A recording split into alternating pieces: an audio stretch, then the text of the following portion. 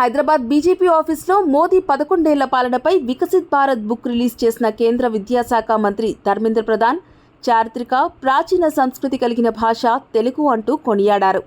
ప్రధాని మోదీ 11 ఏళ్ల పాలన సువర్ణ అధ్యాయమన్నారు. సేవ, సంక్షేమం తమ లక్ష్యం. పాలనను ప్రజలతో మమేకం చేసి వికసిత్ భారత్ దిశగా అడుగులు వేస్తున్నామన్నారు కేంద్ర మంత్రి. తాము చేపట్టిన పథకాలు, పనులతో భారత్ ప్రపంచంలో 4వ అతిపెద్ద ఆర్థిక వ్యవస్థగా ఎదిగిందన్నారు. ఆత్మనిర్భర్ భారత్, వికసిత్ భారత్ తమ నిబద్ధత అంటూ ప్రకటించారు. గత 10 ఏళ్లలో 4 కోట్ల ఇళ్లు నిర్మిస్తే మూడోసారి అధికారంలోకి రాగానే 2 కోట్ల ఇళ్ల నిర్మాణానికి నిర్ణయం తీసుకున్నామన్నారు. మోదీ హయాంలో రూపాయి ఇస్తే లబ్ధిదారుని ఖాతాలో రూపాయి జమ అవుతుందన్నారు. ఉగ్రదాడుల తర్వాత నిమిషాల వ్యవధిలోనే భారత మిలిటరీ సామర్థ్యాన్ని ప్రపంచానికి తెలిసేలా చేశామన్నారు.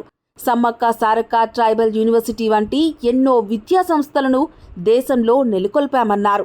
తెలంగాణకు ఐఐఎం ప్రతిపాదన ఉంది. దక్షిణాది రాష్ట్రాల అభివృద్ధిలో మరింత ముందుగా ఉండటం దేశానికి మంచి పరిణామమన్నారు.